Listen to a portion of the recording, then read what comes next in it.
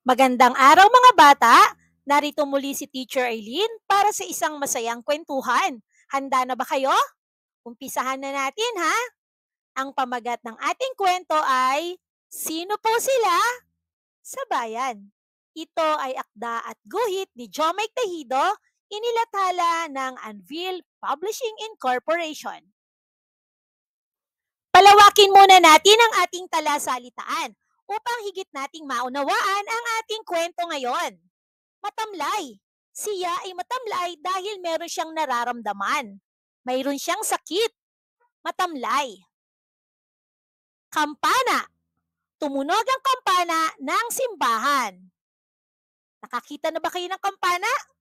May malaki at maliit na kampana. Mga bata, may tanong ako sa inyo. Sino-sino ang maaari nating puntahan sa ating komunidad kapag kailangan natin ng tulong at proteksyon? Sino kaya ang mga makikilala natin sa ating kwento ngayon?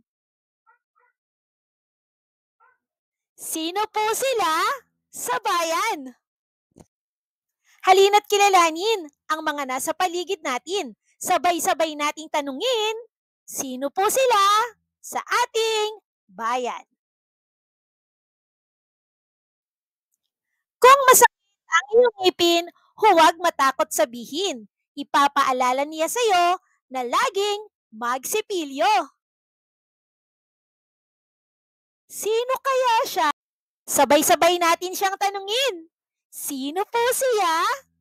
Siya ay isang dentista. Siya ang nangangalaga ng ating mga ngipin.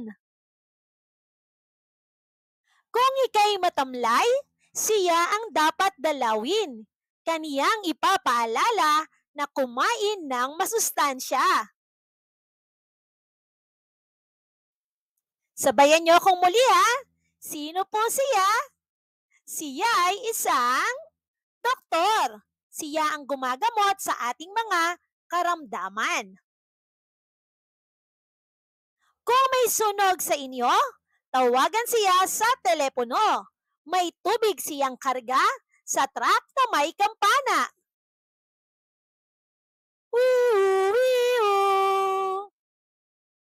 Sabayan niyo ako muli. Sino po siya? Siya ay isang bombero o firefighter. Siya ang umaapula ng apoy kapag mayroong sunog.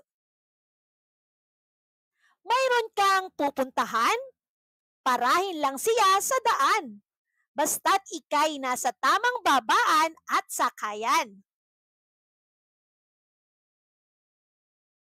Sabay-sabay nating sabihin. Sino po siya? Siya ay isang tsuper o driver. Siya ang maghahatid ng ligtas sa iyo kung saan ka pupunta. Sinisiguro niyang maganda ang ating mga kalsada, kaya gamitin ang basurahan nang siya'y matulungan. Sabay-sabay ulit tayo. Sino po siya? Siya ang tagawalis ng kalye o street sweeper. Pinananatili niyang malinis ang ating kapaligiran. Kung mayroong gulo, isumbong mo lang dito upang ligtas ang mga kalye sa araw man o sa gabi. Nahuli niya ang masamang loob. Tanungin natin kung sino siya. Sino po siya? Siya ay isang pulis o police officer. Hinuhuli niya ang mga gumagawa ng hindi maganda sa ating kapaligiran upang mapanatili ang kapayapaan.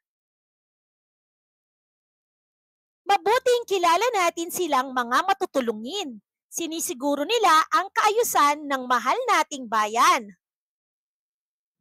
Salamat sa inyo! Sabihin niya natin ng sabay-sabay, salamat po sa inyo! At dyan nagtatapos ang ating kwento mga bata. Nawa ay marami kayong natutuhan. Ano ba ang nais ninyo sa inyong paglaki? Tandaan na, mag-aral mabuti upang makamit nyo ang inyong mga ambisyon sa inyong paglaki. Muli ito si Teacher Eileen na palagi nagsasabing, Mag-aral mabuti dahil ito ang susi sa inyong tagumpay. Paalam! Keep safe everyone!